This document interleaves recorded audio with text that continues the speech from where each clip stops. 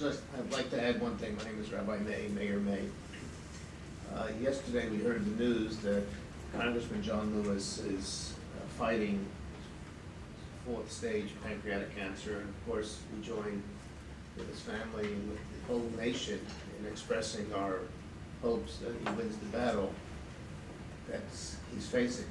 But on this morning's news, I heard him speak, and they related to his history of fighting against injustice. And he said, if we don't fight for injustice, our kids and our grandchildren are going to ask us, we were there, and what did we say?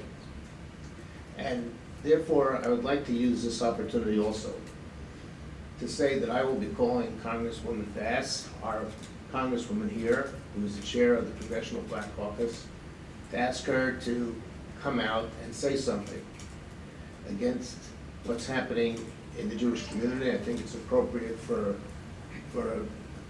people of color to come out, faith leaders to come out, educators and political leaders of color to come out and say that we noticed that the crimes in New York were done primarily by people of color, and this is not acceptable in our community.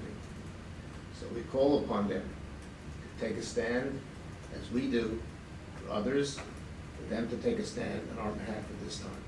Is it fair, though, to make that request as opposed to just make a blanket request to everybody? Like, why focus it on a racial issue? I'm not focused, your question's a fair question. I would say that everyone of goodwill should take a stand.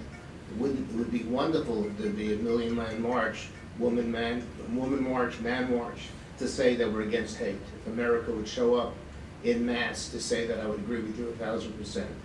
But here we have, it's not a racial issue as far as I'm concerned, it's a factual issue that many of the crimes, if not all of them in New York in the last few weeks, have been done by African Americans. And therefore, it's only natural to say that if it was a case of Islamic criminals, I would call for Islamic leaders. In the case of what's happening now in New York, clearly the evidence speaks for itself. We're asking for African American leaders to come forward and to say, not on our watch. It's not the right time. Thank you.